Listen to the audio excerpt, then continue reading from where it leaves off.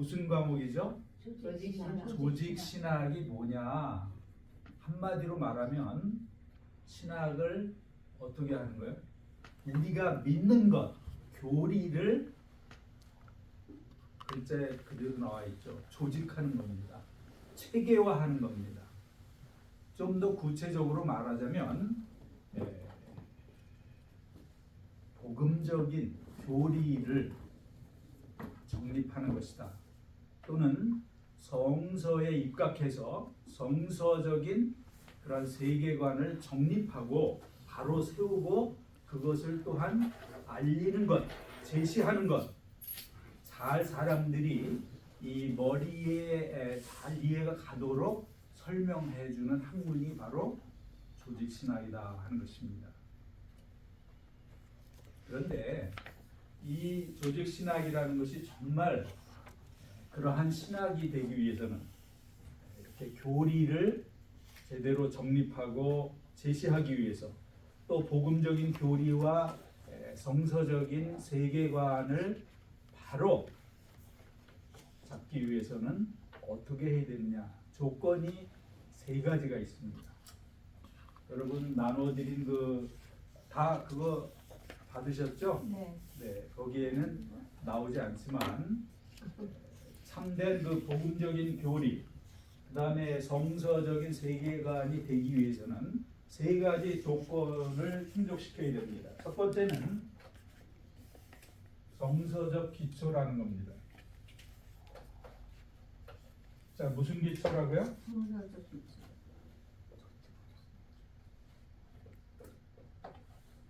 성서적 기초, 그러니까 비블리컬 파운데이션이 분명해야 된다 하는 겁니다. 그래야 우리의 신앙이잖아, 그게. 그래야 기독교 신학이라고 할 수 있죠. 성서에 기초하지 않은 이상한 말을 하면 그거는 2단이고 3단이고 9단이고 그렇습니다. 그렇죠? 사이비야. 그래서 우리가 참된 그러한 신학을 정립하기 위해서는 반드시 성서적인 기초가 분명해야 된다 하는 거야. 성서에 쉽게 말하면 무엇을 두어야 된다? 뿌리를 두어야 된다 하는 것입니다. 그 다음 두 번째는 경험적 적합성이라는 겁니다.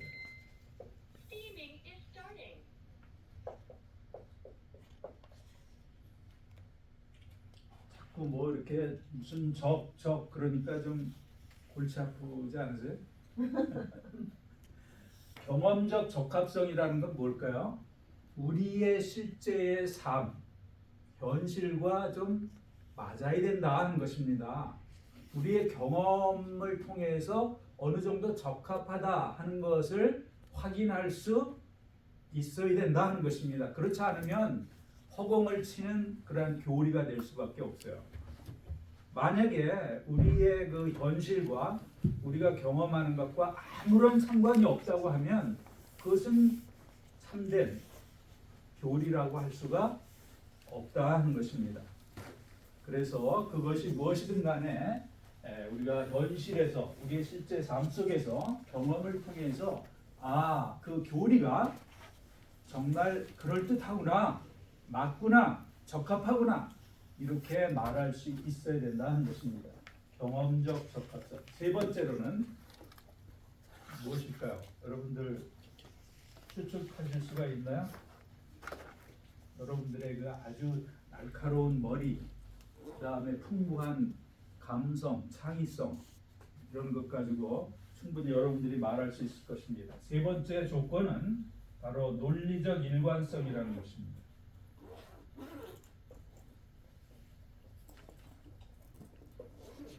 논리적 일관성이라는 것은 쉽게 말하면 앞뒤가 어떻게 해야 된다? 맞아야 된다, 통해야 된다 하는 것입니다. 여기서는 뭐 좋다고 말하고 여기서는 나쁘다고 말하는 거 똑같은 문제에 대해서 그러면 그건 모순이고 역설이죠. 그래서는 안 된다 이런 얘기야. 자, 지금 오신 분 권사님이시죠? 권사님을 위해서 다시 말씀드리면 우리가 이 조직신학 과목에서 추구하는 것은 복음적인 교리, 성서적인 세계관을 정립하는 것인데 정말 복음적이고 성서적인 교리가 되기 위해서는 이 세 가지 조건을 충족해야 한다 하는 것입니다. 첫째는 뭐라 그랬어요? 정서적인 기초가 분명해야 된다. 다시 말하면 우리가 어떤 것을 주장하고 어떤 것을 선포하든 간에 정서의 뿌리를 보여야 된다 이런 얘기죠. 그 다음에 두 번째는 우리가 현실 속에서 경험할 수 있는 것, 우리가 실제 살아가면서 삶으로 이렇게 확인할 수 있는 것, 그것이 진정한 우리의 삶을 변화시키는 우리의 그 신앙과 연관된 참된 교리다 하는 것입니다. 마지막 세 번째는 서로 앞뒤가 맞아야 된다 하는 것입니다. 이러한 세 가지 조건을 만족시킨다고 하면 그것은 정말 성서적인 세계관, 복음적인 교리가 될 수 있다 없다? 있다 하는 것입니다. 자, 그러면 이제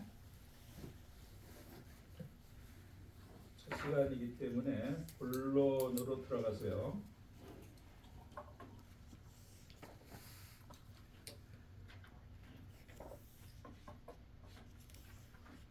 이제 조직 신학 과목이기 때문에 항상 먼저 신학이라는 게 뭐냐, 또 조직 신학이 뭐냐 하는 것을 지금 이미 서론적으로 간단하게 말씀을 드렸지만 이게 하나의 학문이기 때문에 좀 더 구체적으로, 좀 더 이성적으로 이렇게 체계화해서 여러분들에게 설명을 하도록 하겠습니다. 자, 우선 What is theology라는 말이 여기 나오는데 영어로요. 여러분들 생각에 신학이라고 하는 것은 무엇입니까? 여러분들이 지금 신학교에 와 있잖아요. 또 신학을 배우고 있죠? 그럼 신학은 뭐예요? 과학이 있고 뭐 철학이, 사회학, 천문학 여러 가지 학문들이 있는데 그 가운데 하나가 어떻게 말하면 아까도 이야기했듯이 가장 아름답고 고상하고 영적이고 그 다음에 성스럽고 그러한 최고의 학문이 바로 신학인데 이 신학이라는 것이 뭐냐 하는 것입니다. 우선 문자적으로 설명을 하자면 신학이 뭔가요? 여기 있죠. 두 번째 신학. 무슨 신자예요? 여기? 하나님. 하나님에 대한 학문이란 말이죠. 신학이란 말은 a study of God이란 말입니다. Theology is a study of God. 하나님에 관한, 하나님에 대해서 연구하는 학문이 바로 신학이다. 이게 가장 기본적인 문자적인 신학의 의미가 되겠습니다. 영어로는 이런데요. 이것은 원래 헬라어에서 온 말입니다. 여기에 헬라어가 기록되어 있죠. theologia. 네. 이미 다 우리 총장님한테 다 배우셨죠? 예. 그 정도로만 하고 좀 더 구체적인 의미는 다시 설명을 하도록 하겠습니다. 지금 이것이 PPT가 아니기 때문에 이런 식으로 하면서 설명을 하도록 하겠습니다. 네, 그리고 미리 말씀을 드리는데 여러분들에게 이미 나누어 드리는 것하고 조금 다른 게 있습니다. 여기 수정한 것도 있고 빼버린 것도 있고 첨가한 것도 있습니다. 저는 그 23년 정도 학교에 있으면서 계속해서 이 강의록을 계속 수정을 합니다. 그렇게 해왔습니다. 이번에도 여러분들에게 한 3달 전에 드린 것 같은데 그 이후에 준비하면서 계속 업데이트하고 업그레이드를 해왔습니다. 그런 것에 관심이 많습니다. 그래서 여기 수정한 것, 빼버린 것, 첨가한 것이 있다는 거 아시고 혹시 여러분들 가진 것에 없으면 알아서 여러분들이 처리하시기를 바랍니다. 자, 그러면은 신학에 대한 일반적인 정의는 뭐냐? 통상적으로 신학은 뭐냐? 바로 플라톤, 철학의 이 플라톤 여러분들 들어보셨죠? 철학의 원조입니다. 이 플라톤이나 성 어거스틴 같은 사람들은 신학을 신에 대한, 하나님에 대한 담화, 대화, 논의다 이런 식으로 정의를 내렸습니다. 그러니까 신학을 어떻게 보면 좁은 의미로 문자적으로 정의를 내린 것이죠. 중간에 여러분들이 잘 이해가 안 가거나 그런 것이 있으면 언제든지 어떠한 질문도 좋습니다. 질문을 하시면 손을 드시면 되겠죠. 그 다음에 푸커라든지 스트롱, 그 다음에 탄넨베르크 이런 그 신학자들은 신학을 무엇에 대한 과학? 하나님에 대한 과학이다. 자, 과학이란 말을 썼어요. 이 말이 내포하는 의미는 무엇일까요? 신학은 과학의 하나다. 뭐 이런 얘기나 마찬가지인데 이게 무엇을 의미하느냐? 이 신학이라고 하는 것은 그 상당히 그 합리성을 띤 우리가 이성적으로 우리의 그 잘난 우리의 잘난 이 머리, 합리적 사고, 의 틀에 맞게 이성적으로 접근해 나가는 학문이다. 그런 의미에서 하나님에 대한 과학이라고 했습니다. 마음에 들어요? 안 들어요? 마음에 드세요? 그 다음에 20세기의 대표적인 신학자라고 할 수 있는 칼 바르트라는 분은 혹시 들어보셨나요? 이름? 네, 칼 바르트라는 분은 신학을 아름다운 학문이라 그랬습니다. 이 칼 바르트는 카톨릭계에서도 아주 존중하는 개신교의 대표적인 신학자입니다. 교황까지도 이렇게 치켜 세우는. 이 심지어는 그 마리아 숭배하잖아요.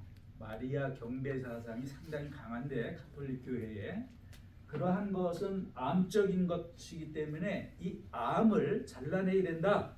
가톨릭의 그런 마리아 숭배 사상을 이렇게 아주 맹렬하게 공격한 신학자가 바로 이 바르트인데 이 사람을 그렇게 존중하는 거야. 천주교에서 가장 유명한 신학자가 누굴까요? 칼바르트는 우리 개신교 신학자고요. 바로 토마스 아퀴나스라는 분입니다. 카톨릭계에서는 그 교회 박사라는 칭호가 있는데 지금까지 36명의 교회 박사가 있어요. 처치 닥터. 2000년 교회사에서 아주 위대한 어떤 그 신학자 그 다음에 지도자들에게만 존중하는 의미로 붙여준 이름이 교회 박사인데 그 중에서도 가장 뛰어난 교회 박사가 토마스 아퀴나스입니다. 그런데 카톨릭계에서도 그렇고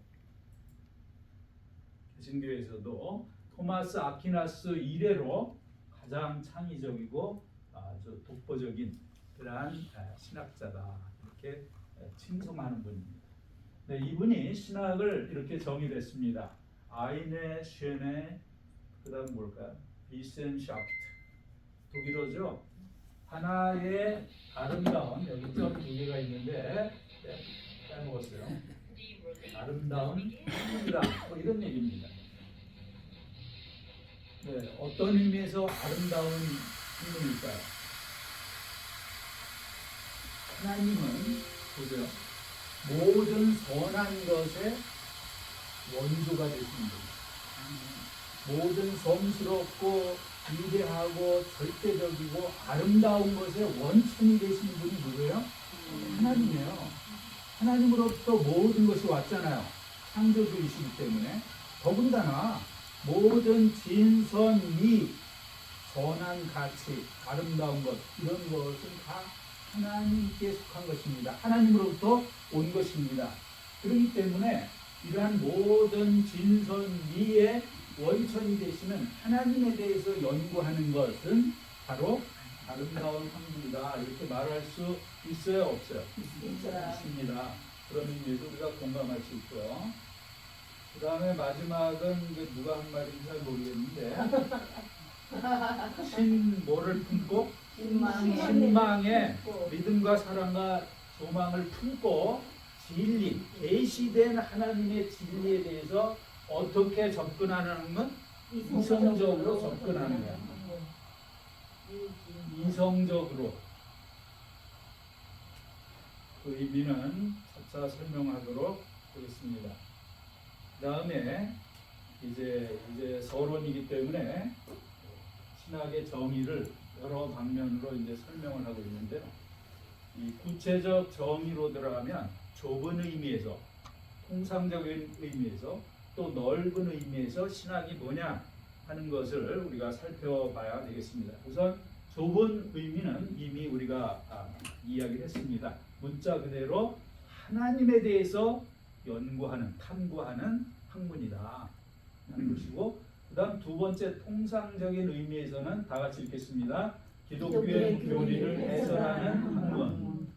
자, 우리가 믿는 믿음의 내용, 여러분들이 교회 신앙생활 하면서 많이 듣고 배우고 그래서 알고 있는 어떤 교리나 여러분이 이미 갖고 있는 신앙, 여기 뭐 목사님도 계시고 총장님도 계시고 여기 다 권사님들이신데, 여러분들이 이미 오랫동안 신앙생활 하면서 여러분들 나름대로 여러분들 머릿속에 정립하고 있는, 가지고 있는 어떤 그 신앙 체계, 신념 체계라는 게 있어요. 그게 다 있죠. 여러분들은 그렇기 때문에 예수님에 대해서 뭔가 믿는 게 있어 없어? 있어요. 성경에 대해서, 하나님에 대해서, 종말에 대해서, 구원에 대해서, 죄악에 대해서, 뭐 교회에 대해서 여러 가지 것에 대해서 많이 듣고 배워가지고 여러분들 나름대로 그것에 관해서 뭔가를 믿는 그런 내용이 다 있어요, 없어요? 있습니다. 그런데 그 내용 가운데 보면 하나님에 관한 것만 있는 것이 아니고 그 외에도 여러 가지가 있어요, 없어요? 있습니다. 바로 이렇게 우리 교회가, 우리가 믿고 있는 것, 그러한 내용을 체계적으로 설명하는 것, 이것이 통상적, 보통 의미에서의 신학이 되겠습니다. 그 다음 마지막 세 번째는 광의의 의미는 뭐냐? 가장 넓은 의미에서 신학이라는 것은 뭐냐? 다 같이 읽겠습니다. 모든 진리를 신학적으로 해석하는 학문. 그러니까 신학은 말이에요, 특별히 여러분들이 지금 듣고 있는 이 조직 신학이라는 것은 그 연구 범위가 상당히 넓습니다. 제가 쓴 책 가운데 가장 최근에 나온 책이 이제 종교와 과학의 만남인데요. 거기에서 보면 이 과학에 대해서도 여러 가지를 설명을 해요.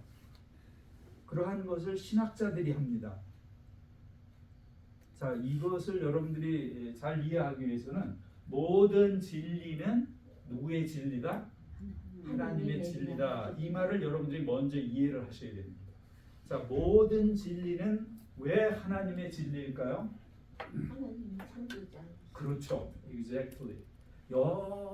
여러분이 지금 알고 있는 대로 하나님께서 창조주가 되시기 때문에 이 천체 만물이라든지 그 안에 생명체, 그 다음에 우주, 지질학, 그 다음에 여러 가지 자연 법칙, 뭐 이런 것 다 하나님이 조성하신 겁니다. 설정하여 놓으신 것입니다. 그렇죠? 그렇기 때문에 천문학자가 뭐 하늘의 별과 달을 연구한다. 그래서 뭔가 어떤 법칙을 알아냈어. 그러면 결국에 그 법칙을 만드신 분이 누구라?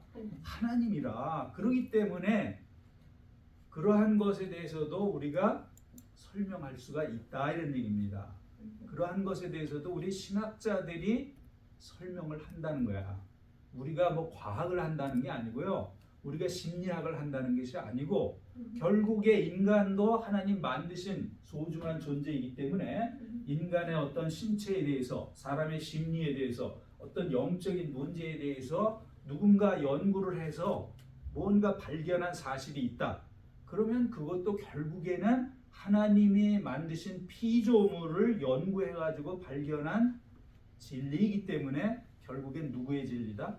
하나님의 진리라는 것입니다.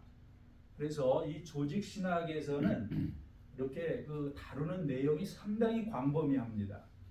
그래서 천문학, 그다음 심리학, 그다음에 철학, 뭐 지질학, 천문학에서 나오는 어떤 장 이론이라든지 자기장, 중력, 핵력 뭐 이런 것도 나와요. 신학 교재, 조직 신학 교재. 그것은 이렇게 신학을 넓게 보고 이렇게 다루기 때문에 그렇게 하는 것입니다. 자, 그러면 신학의 세 가지 의미, 좁은 의미에서 협의의 신학은 뭐냐? 통상적인 의미는 뭐냐? 광의의 신학이라는 것은 뭐냐 하는 것을 설명했습니다. 제가 지금 말투가 설명하는 게 좀 내용이 좀 어려운가요? 아니에요. 다 여러분들 100%다 알아듣고 계시죠? 네. 여기 계신 분 가운데 한국말보다 영어가 더 편리하신 분 계세요?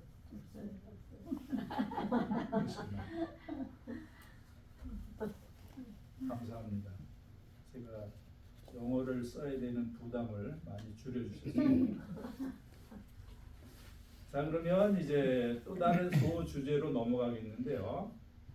무엇일까요? 신학의 필요성입니다.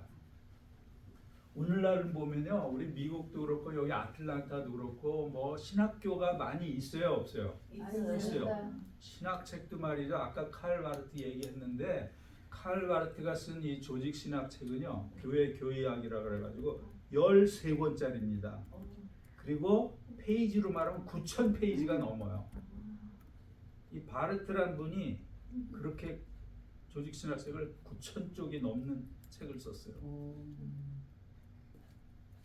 10년이 뭐야? 한 30년 정도 걸렸습니다. 너무 내용이 많으니까 제가 서던 베프티스트에 다닐 때 이분이 쓴 책 13권 가운데 2권을 가지고 박사학위 세미나 교재로 사용을 한 적이 있습니다. 그런데 그 2권을 다 다루지 못하고 그 중에서 일부만 다루었는데요. 너무나 책을 읽기가 어렵습니다. 분량도 많고. 심지어는 이 바르트 자신이 그런 말을 했어요. 자기가 쓴 책이잖아. 그런데도 나는 아직도 내가 쓴 책을 다 읽지 못했다. 이렇게 말했을 정도 그런 말을 했습니다. 그리고 마스칼이라는 그런 어떤 신학자가 있는데 칼 바르트의 책을 읽다 보면 성경 읽을 시간이 없다. 말을 했습니다. 그만큼 방대하고 그 내용이 깊고 창의적이기 때문에 책 읽는데 상당히 시간이 걸리고 어렵다 뭐 이런 얘기예요. 어쨌든 간에 이 현대에는 그 신학교도 많고 신학의 어떤 흐름, 사상적인 어떤 가지라고 할까 이런 것이 상당히 복잡하고 다양합니다. 그 뭐 유명한 아주 큰 신학교도 있고 서던 베프티스트 같은 그런 학교도 있고 우리 이제 좀 작은 신학교도 있고 그렇습니다. 그런데 우리가 도대체 신학이라는 게 왜 필요하냐? 여러분 초대교회를 한번 생각해 봅시다. 우리가 항상 하나의 그 모델 처치라고 생각하는 게 바로 뭐예요? 초대교회죠. 교회 문제가 많고 무슨 뭐 목회자, 성직자가 어떤 좋지 않은 일에 연루되었다. 교회가 점점 역동성을 잃어가고 죽어가고 있다. 쇠퇴하고 있다. 이러면 항상 외치는 사람들의 목소리가 뭐야? Back to the early church. 초대교회로 돌아가자. 이런 말을 해요, 안 해요? 초대교회가 하나의 모델이기 때문에, 원형이기 때문에 성령의 활화산 같은 역사가 있었던 복음이 폭발적으로 전파된 하나님의 그 살아계신 그 역사가 능력의 손길이 막 그냥 여기저기서 터져 나오던 그때 정말 사랑의 공동체 어떤 그 초대교회를 우리는 항상 그리워하고 그곳으로 돌아가려고 합니다. 그런데 놀라운 사실은 뭐냐? 초대교회에는 성경이 있었어요, 없었어요? 금으로 이렇게 그 도금된 그러한 성경책 없었어요. 66권 없었습니다. 교회당이 있었어요? 건물? 없었어요. 신학 없었습니다. 교리도 없었어요. 신학교라는 것도 없었습니다. 그럼에도 불구하고 아주 아름다운 본이 되는 교회 모습을 형성해 나갔어요. 그러면 왜 신학이라는 게 생겼느냐? 그게 꼭 필요할까? 그냥 교회에서 열심히 예배드리고 복음 전하고 서로 봉사활동하고 교육을 하고 성경 배우면 다지. 굳이 신학이라는 걸 해야 될까요? 그 필요성이 왜 신학이 생겨났느냐, 왜 이것이 필요하냐 하는 질문이 제기되는 것입니다. 여러분들은 어떻게 생각하십니까? 그냥 우리가 믿습니다 하고 찬양하고 그러면은 그것만이 모든 것이라고 생각하면 신학을 할 필요가 있어요, 없어요? 없어요. 교회로 충분합니다. 그런데 신학이라는 것이 필요한 상황이 전개되었습니다. 신학이 필요한 게 되었어요. 중간에. 그래서 신학이라는 것이 생겨나게 되었고 신학교, 신학자 이렇게 생겨나게 된 것입니다. 외적 원인에 대해서 먼저 살펴보겠습니다. 외부자의 도전과 공격. 처음에 기독교가 전파되면서 예수 그리스도가 하나님의 아들이다. 그리고 성찬식을 하면서 막 예수님의 이게 떡과 살이다. 제가 잘못 얘기했나요? 이게 예수님의 피와 살이다. 이렇게 하면서 막 뭘 나눠주고 잔을 마시고 그러는 거야. 그러니까 외부 사람들이 보기에 예수 그리스도가 무슨 신이냐 그런 것에 대해서 질문도 하고 그 다음에 공격도 하고 그랬겠죠. 그리고 심지어는 카타콤에서 성찬식 같은 걸 하면은 저 크리스찬들은 식인종이다. 맨날 예수님의 이게 뭐 피와 살이다 그러면서 뭘 나누니까 그거를 오해하고 곡해해가지고 식인종이다. 이렇게 공격을 하는 거야. 그러니까 처음에 그 기독교가 복음이 전파되면서 교회 지도자들이 이러한 외부의 도전과 공격, 이러한 오해, 박해 이러한 것을 잘 어떻게 해요? 방어를 해야 되잖아. 그리고 잘못 이해하고 있는 것, 공격하는 것에 대해서 어떻게 해야 돼요? 변호를 해야 될 거 아니야. 그렇죠? 잘 또 이해를 시키고 설명을 해줘야 될 거 아니에요. 그렇죠? 그러면서 점차적으로 우리 교회가 선포하는 것, 예수 그리스도가 하나님의 아들이라고 하는 것, 여기에는 이러이러한 의미가 있습니다. 우리가 성찬식을 하는 것은 하나의 상징적인 의미를 갖는 것으로서 예수님의 살과 피를 이렇게 기념하는 것입니다. 이렇게 설명을 해야 될 필요성이 대두되었다 하는 것입니다. 그래서 신학이 생겨나게 됩니다. 그래서 교리가 점점 구체화되었습니다. 원래 이렇게 저렇게 우리가 믿는다 하는 것이 없었는데 점차 세월이 흐르면서 그러한 것이 생겼습니다. 그 다음에 왜곡에 대해 대응하고 변화한다 얘기를 했고요. 외적인 원인이 있고 그 다음에 내적인 원인도 있어요. 신자들도 교회 내부의 사람들도 호기심이 생겨. 그럼 호기심 생기면 권사님들 어떻게 하세요?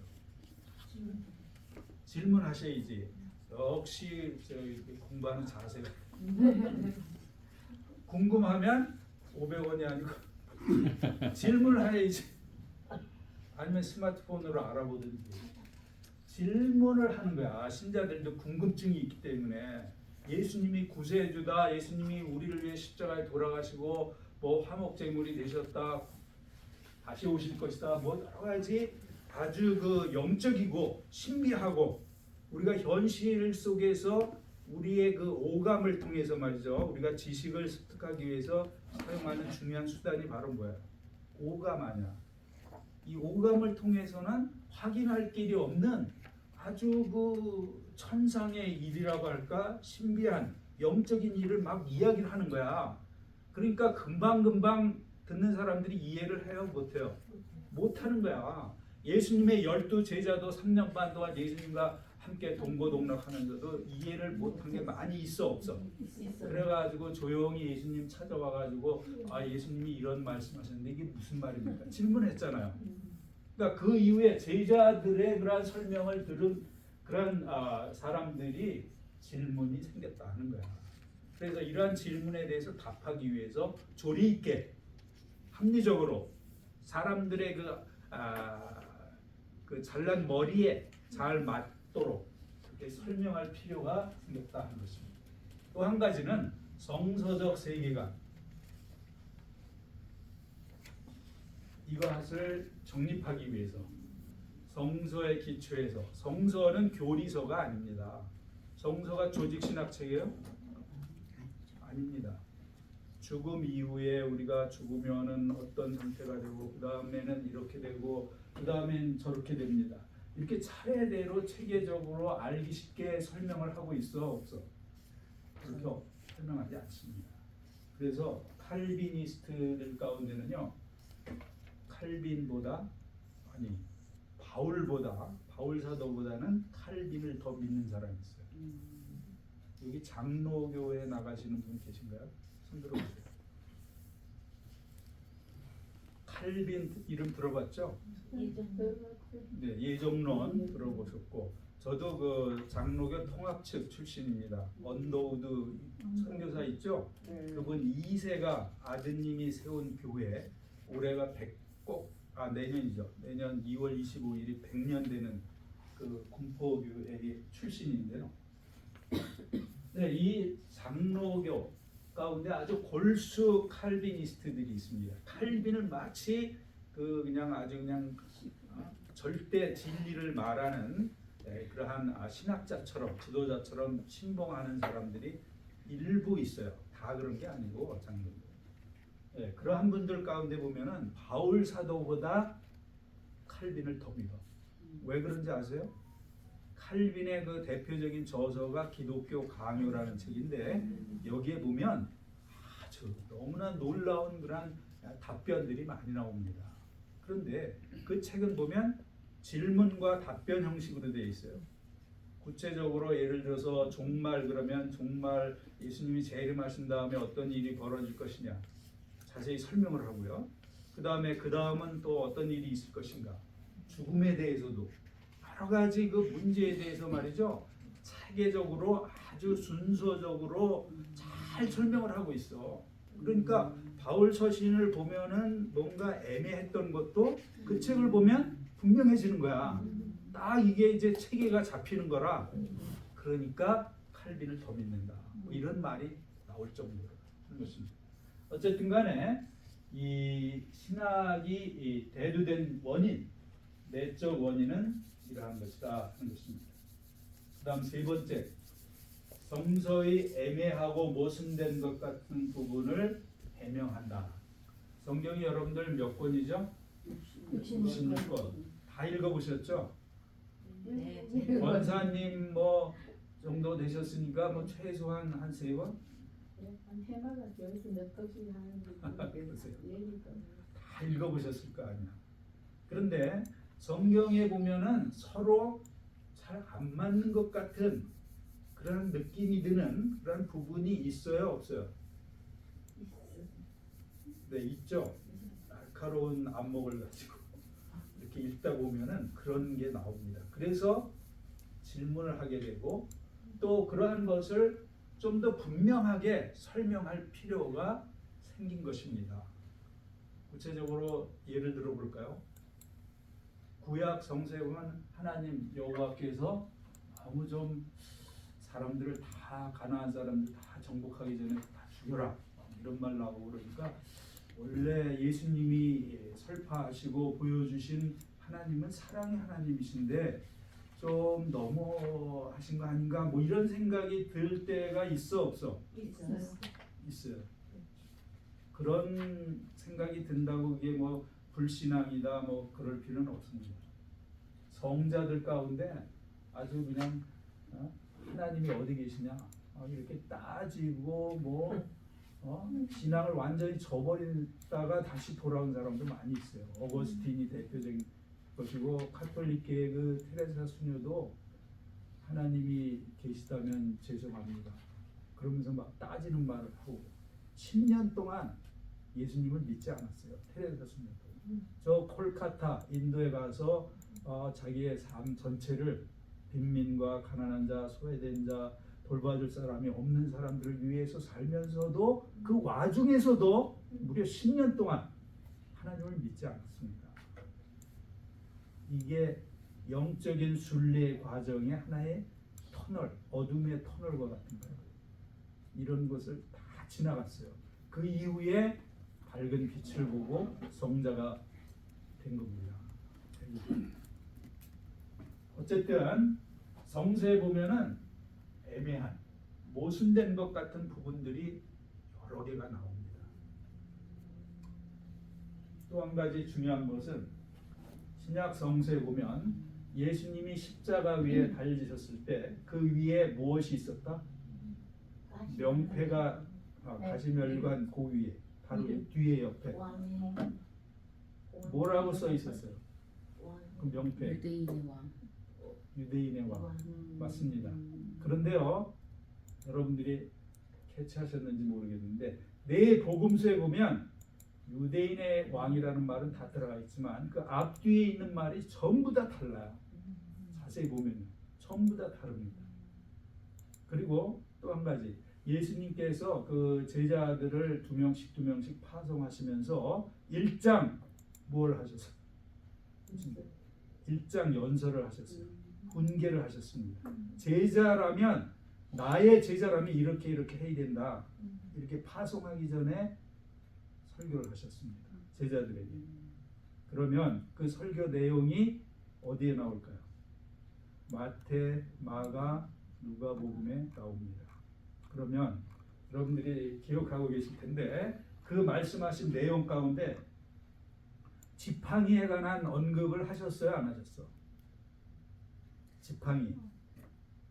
너희가 갈 때 지팡이를 말씀하셨죠? 그런데 지팡이를 가져가라고 하셨어? 가져가지 말라고 하셨어?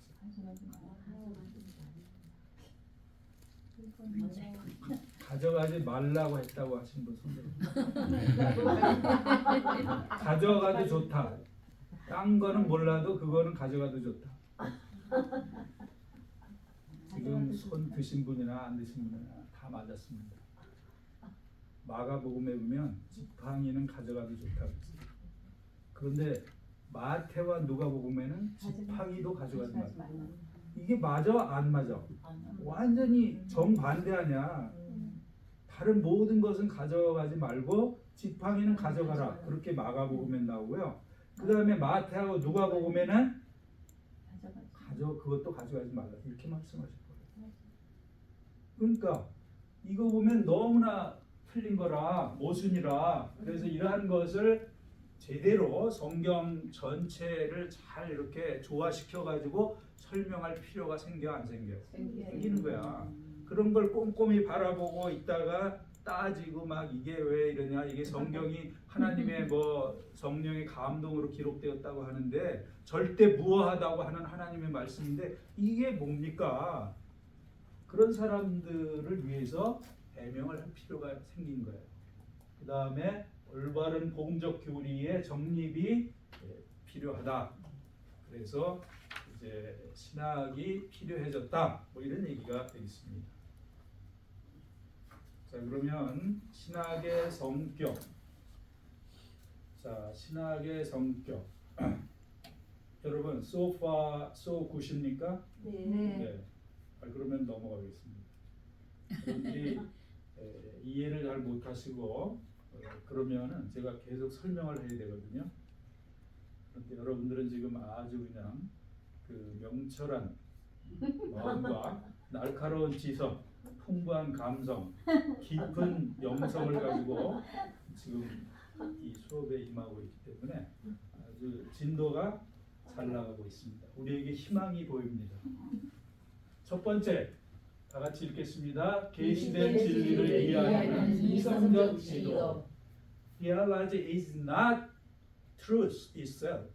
신학이라는 것 자체가 진리는 이다 아니다? 아니다 하는 것입니다. 대신에 뭐야? 하나님의 진리 가운데 계시된 게 있잖아. 누구를 통해서? 예수님을 통해서, 또 성경을 통해서, 또 이 역사와 자연을 통해서 계시된 하나님의 진리가 있어요, 없어요? 있어요. 이 진리의 말씀을 이성적으로 이해하려는 시도, 이것이 바로 신학이라 하는 것입니다. 그러나 신학자가 말하는 것, 신학이 전개하는 내용 자체가 예수님이 말씀하신 그러한 진리와 같은 그러한 수준의 진리는 아니다 하는 것입니다. 그 다음 두 번째, 역사적으로 조건화된 학문이다. 네, historically conditioned라는 표현을 쓰는데요. 자, 이 말의 의미가 여러분들 선뜻 와닿지 않죠? 역사적으로 조건화되었다는 것은 쉽게 말하면 이게 학문의 문제는 뭐냐고 하면 쉽게 말할 수 있는데도 어떻게 한다? 어렵게 말한다. 이게 하나의 학문의 특징입니다.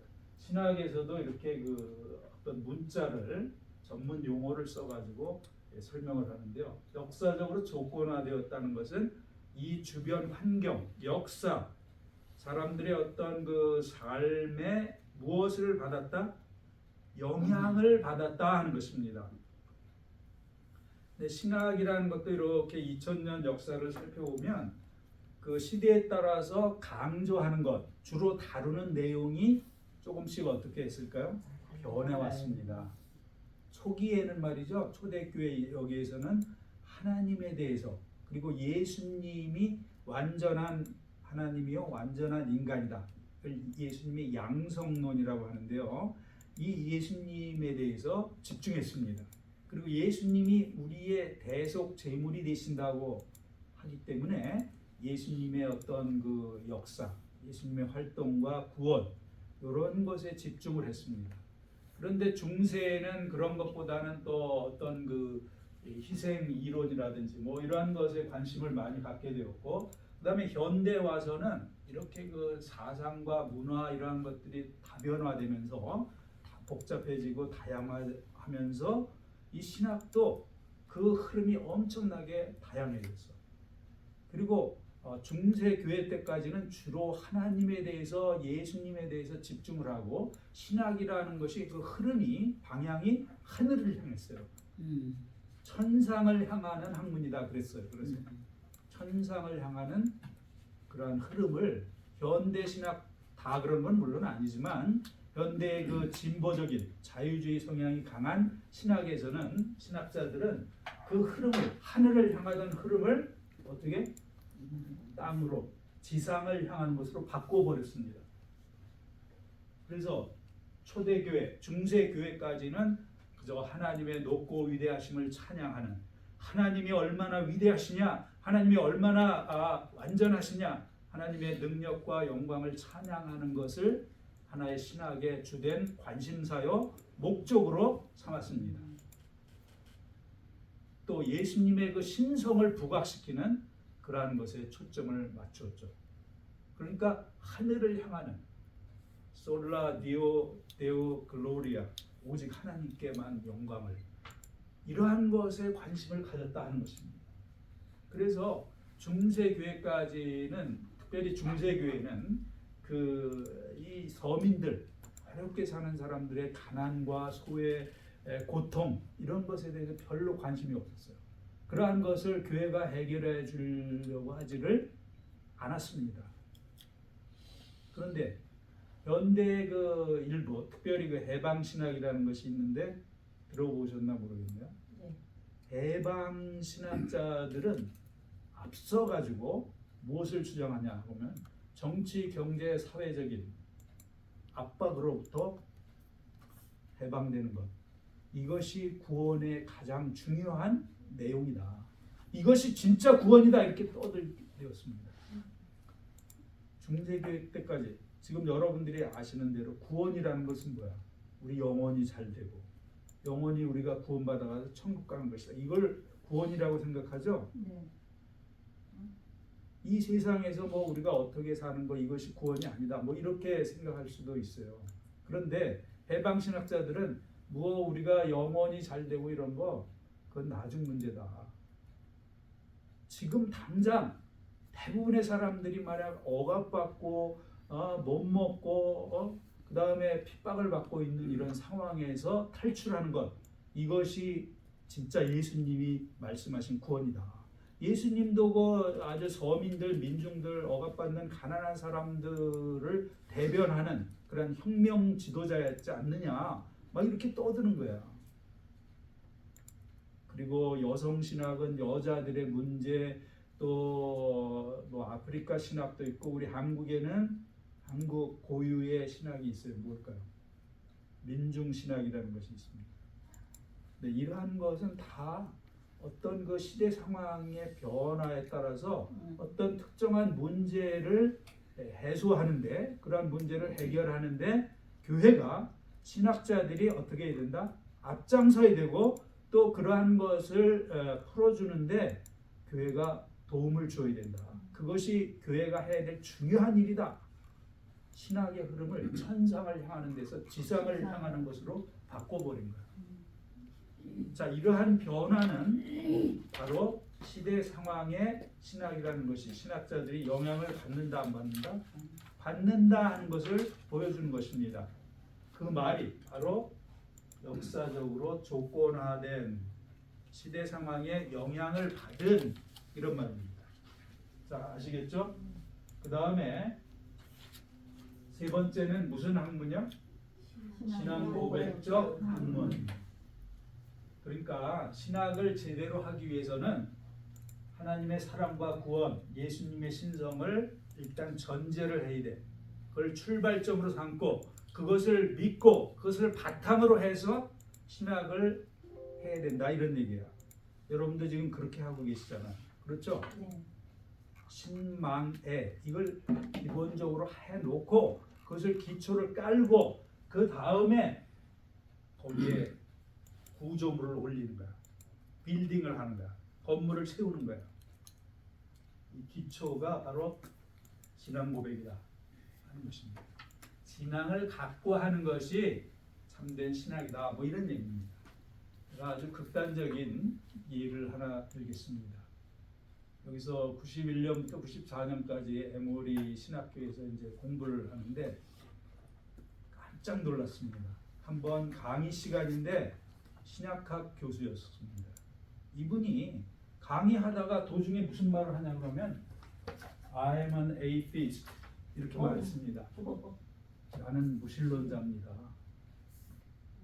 여러분, MDB 과정이 목회자 양성하는 감리교 대표적인 신학교 중에 하나인데 여기에서 신약학 교수가 강사도 아니에요. 자, 이분은 물론 이제 강의하기 전에 기도할까 안 할까? 기도 안 해요.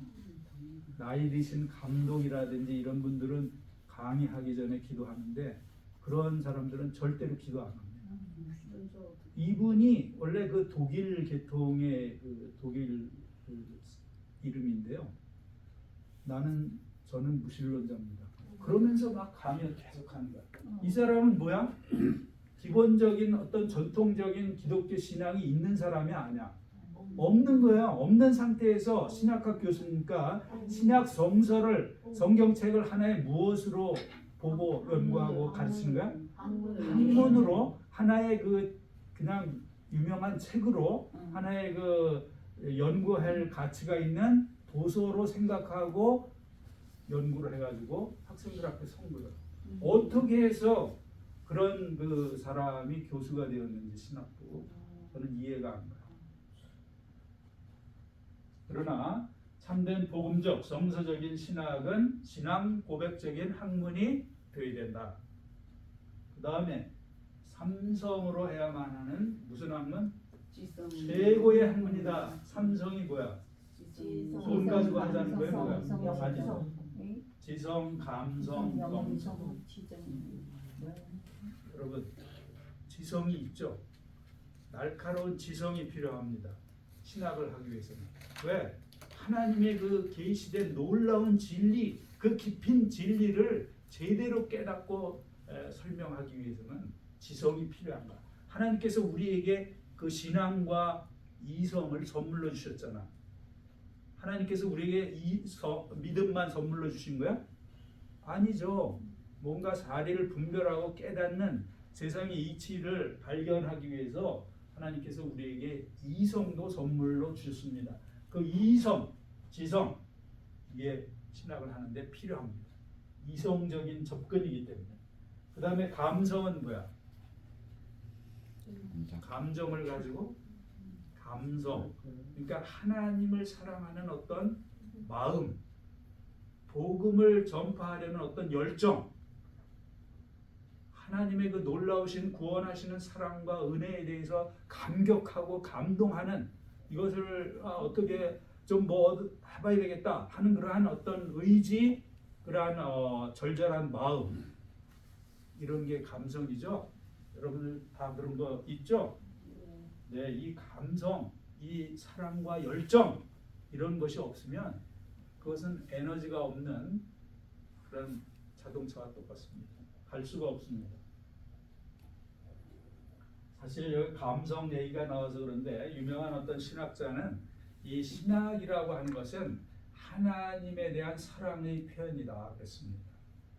저는 그 말을 상당히 좋아합니다. 중세 신학자인데요. 그러니까 예수님이 말씀하신 그러한 여러 가지 그 말씀이 있고 또 유명한 그 명령도 있고 그런데요. 여러분들에게 질문을 하겠습니다. 자, 예수님이 하신 그 명령 가운데 가장 중요한 게 두 가지가 있습니다. 하나는 예수님께서 이 땅에 계실 때 하신 말씀이고 또 한 가지는 이 땅을 떠나면서 하신 명령입니다. 그러면 그것이 무엇일까요? 하나님을 사랑하고 이웃을 사랑하는 게 그것이 이 땅에서 계시는 동안 하신 명령 가운데 교훈 가운데 가장 중요한 것 맞습니다. 나중에 제가 쓴 책 한 권 드릴게요. 지금은 없으니까 내일 드리도록 하겠습니다. 그다음 이 세상을 떠나면서 하신 가장 중요한 명령은 뭐예요? 복음을 전파하라는 거예요. 땅 끝까지. 그러니까 예수님이 하신 교훈 그 명령을 두 가지 말로 두 단어로 요약하자면 it can be summed up in two words, which is 뭐야? Love and spreading the gospel. 두 가지입니다. 복음을 전파하라, 사랑하라 이거. 그런데 사랑하라는 계명은 둘로 나눠져 있죠. 먼저 하나님을 사랑하라는 거야. 그런데 하나님을 어떻게 사랑하라고 그래요? 하나님을 사랑하되 몸과 마음과 뜻과 정성을 다하여 목숨을 다하여 사랑하라 그렇게 말씀하셨죠. 그렇기 때문에 우리가 무엇을 하든지 특별히 가장 성스럽고 또 아름답고 고귀한 학문, 최고의 학문, 이 신학을 하는 사람도 당연히 이 학문을 하는 마음 자세가 어떻게 해야 돼요? 하나님에 대한 사랑의 마음을 품고 사랑과 열정을 가지고 해야 된다 하는 것입니다. 이것이 감성이고요. 그 다음에 영성은 뭐예요? 영적인 차원이 있구나. 우리가 알 수 없는 하나님만의 어떤 초월적인 신비한 영역이 있다 없다? 있죠. 그것을 인정하고 그것을 탐구하려는, 그것을 알아보고자 하는, 그것에 대해서 정말 깨닫기를 원하는 그런 마음이 필요해 안 필요해요? 필요하죠. 그래야 제대로 된 신학을 할 수 있겠죠. 이와 같이 지성, 감성, 영성을 가지고 해야만 하는 최고의 학문이 신학이다 하는 것입니다. 그런데 여기서 한 가지만 가지고는 안 됩니다. It's not enough. 그렇죠? 지성만 있는 사람은 아까 나는 무신론자입니다. 이런 사람 냉랭한 지성주의에 빠지게 됩니다. 제 이름이 뭐라 그랬죠? 요지열. 열을 진압하는 사람. 저는 원래 냉랭한 사람. 아버지가 돌아가셔도 눈물도 흘리지 못하는 그런 바보 같은 사람이었습니다. 그래서 제가 여기 에모리 여기서 9년 동안 산 동안 순복음교회에 있었습니다. 성결대학을 다니면서 학장이 김웅조 목사님이라고 교파를 초월해서 일제시대 때부터 아주 전국적으로 유명했던 부흥 강사였었는데요. 이분이 순복음교회 어셈블리 오브가 여기는 이단이다 막 학교에서 학생들한테 그렇게 가르쳤어요. 그래서 순복음교회는 이단인 줄 알았어요. 그래가지고 여의도 순복음교회를 한번 가봤더니 야 이건 이단이 아니고 한 9단쯤 되는구나 그런 생각을 제가 했죠. 그래가지고 이제 나중에는 생각이 좀 바뀌었지만 이 미국에 유학을 와가지고 어떻게 하다 보니까 그 아틀란타 순복음 교회에 가게 됐어요. 온지 얼마 안 돼서 거기 교육 목사로 8년 동안 있었습니다. 그래서 나중에 제가 그런 말을 했죠. 참 감사합니다. 저같이 이렇게 냉랭한 사람, 뜨거운 맛 좀 보라고 이렇게 뜨거운데 열심히 있는 교회로 인도해 주셔서 참 감사합니다. 이런 생각을 했습니다. 어쨌든 우리는 지성만 가지고 할 수 없다는 거야. 신학은. 이러면 냉랭한 지성주의에 빠지게 됩니다. 그 다음 감성만 가지고 하게 되면 뭐가 돼요? 열광주의자가 됩니다. 이거 위험한 겁니다. 열광주의자가 돼요. 또 영성만 가지고 하면은 이 세상은 다 필요 없다. 결혼할 필요 없다. 육체는 아주 죄악 덩어리다. 막 이렇게 하면서 하늘만 맨날 바라보고 기도만 하고 묵상만 하는 영성주의자가 됩니다. 이것도 문제가 많습니다. 이 세상을 완전히 무시하는 겁니다. 내세만 중요하게 여기고요.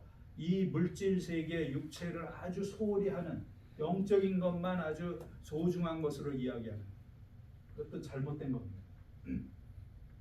이러한 세 가지가 적절하게 균형을 이루어야 되겠습니다.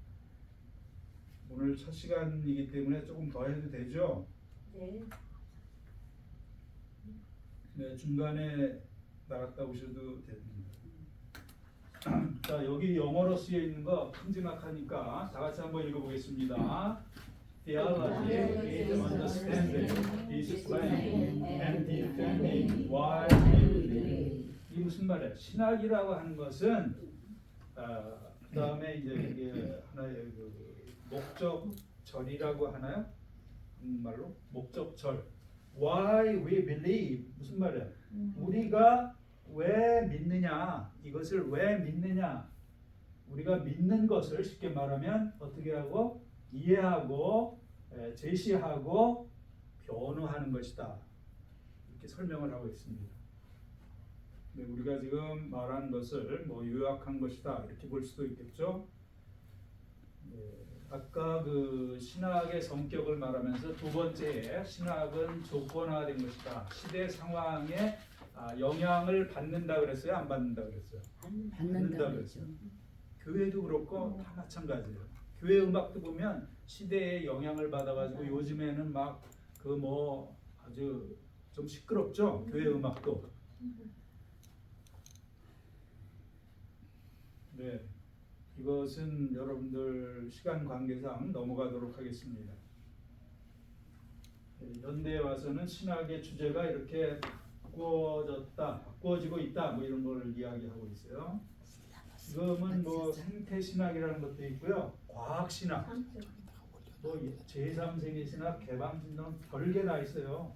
여러분들 이런 것까지 설명하다 보면 여러분들 골치 아프고 오늘 끝나면 여러분들 내일부터 안 나오실 가능성 높아져요. 그래서 넘어가도록 하겠습니다.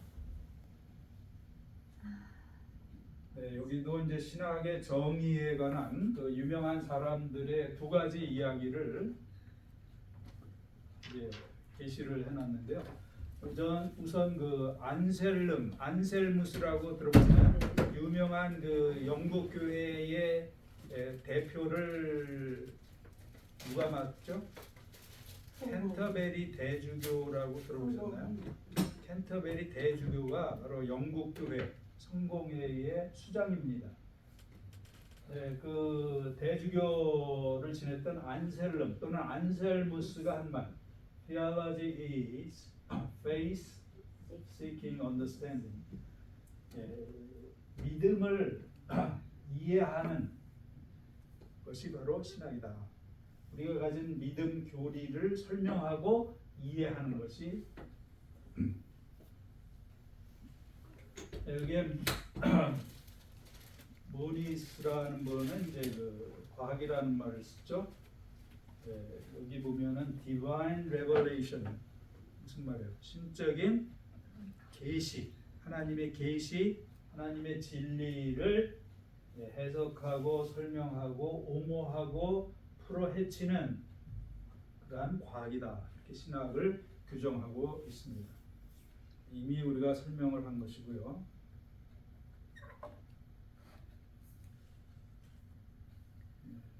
신학의 자료와 방법도 넘어가도록 하겠습니다. 신학을 하는 기본 자세 이미 이야기했고요. 그 다음에 신학을 하는 바른 자세 뭘까요? 치열하게 해야 된다 하는 건데요. 이것도 넘어가도록 하겠습니다. 앞에 글자를 가만히 보면 치열하게로 되어 있습니다. 그것이 구체적으로 뭔지 여러분들 한번 나중에 연구를 해보시기 바랍니다. 그 다음에 우리가 신학을 하는 목적이 뭐냐 하는 겁니다.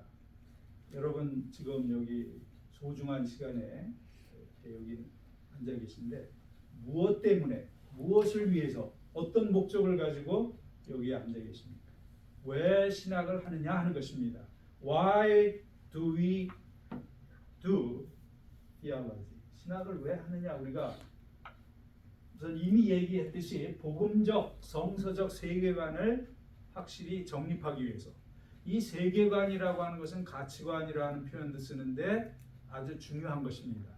이 세상에 대해서 어떤 그 사고의 틀, 생각의 틀, 이해의 창문을 만드는 것과 같은 겁니다.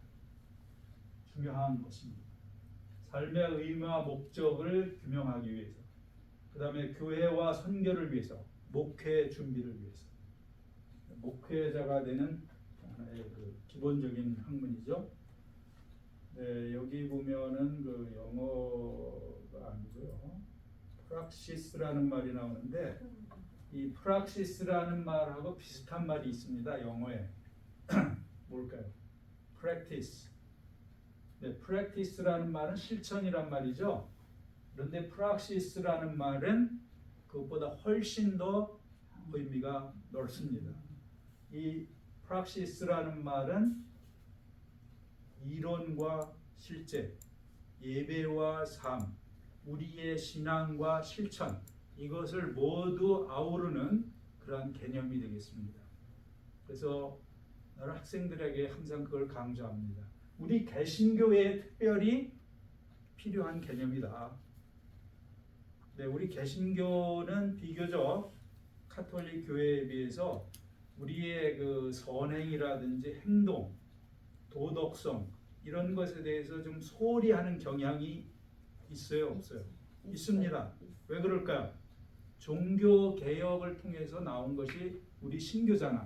그런데 종교 개혁의 모토가 뭐야? 오직 솔라 피데.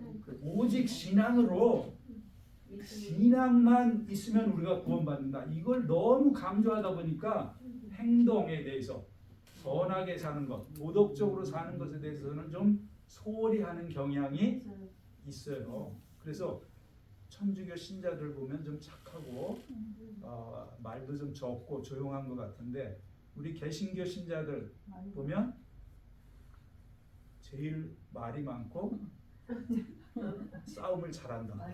이렇게 비평적으로 말합니다. 여러분은 그런 부류에 속하지 않는 것을 감사하게 생각해야 됩니다. 그런데 솔라 피데, 오직 믿음, 그 다음에 오직 성경, 솔라 스크립투라, 그 다음에 세 번째가 뭐죠? 오직 은혜로인가요? 오 솔라 그라티아? 총장님 맞죠? 이 세 가지인데 이것을 슬로건으로 내걸고 이것을 표제로 삼고 이것을 플래카드로 이렇게 써붙여 가지고 해놓지는 않았겠지만 앞장서서 종교를 타락한 그 구교를 개혁한 인물이 누구예요? 마틴 루터입니다. 근데 마틴 루터가 이 카톨릭의 잘못된 교리들을 수정하기 위해서 바로잡기 위해서 그러한 슬로건을 내건 거야. 그런데 이 루터가 오직 신앙으로 오직 믿음으로 이것만을 강조하지는 않았습니다. 절대로. 왜? 잘못된 것을 바로잡기 위해서 너무 이렇게 극단적으로 이렇게 뭐 면죄부 팔고 행위를 통해서 우리가 구원받는다, 천국 간다 이따위 이야기를 하는 당시의 그 구교의 교리가 잘못됐기 때문에 그것을 바로잡기 위해서 오직 믿음으로 이걸 강조를 한 것뿐이지 절대로 마틴 루터는 우리 크리스찬들이 선하게 살아야 된다, 선한 행위를 해야 된다 이걸 소홀히 하지 않았습니다. 그러면서 루터가 말하기를 요한복음 10장 10절인가요? 이것을 주석하면서 이런 말을 했습니다. 나는 믿음이 있다고 하면서 이제 난 구원받았으니까 행위야 상관없다 이렇게 생각하는 사람, 그리고 나는 이제 선하게 살기 때문에 나는 이제 확실히 구원받을 수 있다 그러면서 믿음을 소홀히 하는 사람, 이 두 사람은 다 틀렸다 이렇게 말하고 있어요. 그러니까 이 마틴 루터도 그 성경의 저자 누구처럼 행위와 믿음 이걸 아주 적절하게 균형 있게 설명한 분이 누구예요? 야고보. 그렇죠. 야고보. 제일 먼저 야고보라고 말씀하셨죠. 저도 책 주시나요? 책 내일 드릴게요. 제가 혹시 깜빡하면은 여기 증인들이 많이 있으니까 이야기하세요. 드릴게요. 아니 사야지. 무슨 책을 드릴런지는 지금 모르겠습니다. 교수님이 네. 쓰신 거 조직 신학 그래가지고 이렇게 넉넉하게 나온 거 그거 주시는 거 아니에요? 아, 그 책은 저 교재고요. 내일 다 드릴 거고. 그다음에 이제 다른 책 봐서 드릴게요. 저는 종교와 과학에 맞는 그거 원하세요? 최근에 지었다는 그 시판에 나와 있어요? 시중에? 시중에? 그러면 사야지. 인터넷에 보면 다 나와 있어요.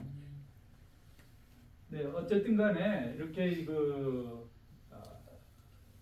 야고보와 같이 행위와 믿음 요거를 아주 잘 조화시켜서 이 마틴 루터가 설명을 했습니다.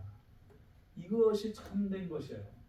그러한 그 믿음과 신앙과 예배와 삶, 그 다음에 교리와 실천, 이러한 것, 이론과 실제, 이러한 것을 잘 아우르고 조화시킨 개념이 바로 뭐다?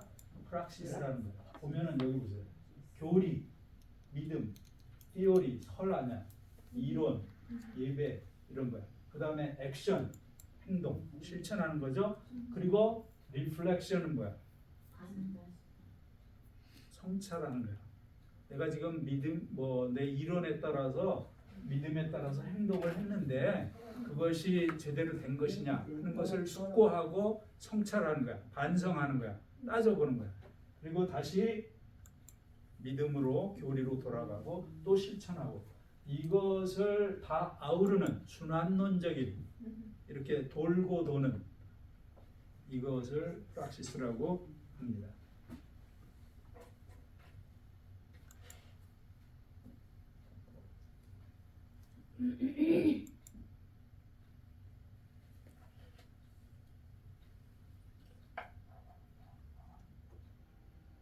자, 그러면은 이제 서론은 여기까지 했고요.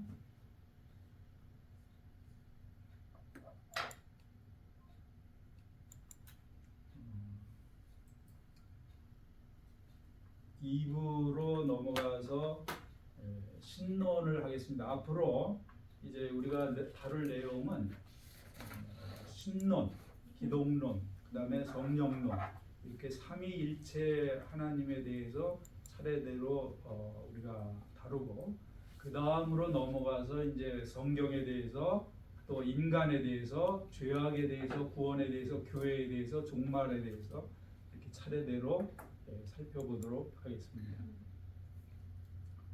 그러면 이제 좀 쉬어야 되겠죠? 식사 시간. 아 조금 아니지 12시에 식사하잖아. 아 그렇게 이제 다음 넘어가서 식사하고 빨리 합니다. 아 좀 쉬고 12시까지 아, 강의 그러면 시간 좀 더 할까요? 우리가 갈 길이 사실 멀기 때문에 근데 한 5분 정도 좀 쉬었으면 네, 그러죠. 감사합니다. 감사합니다. 아, 졸려.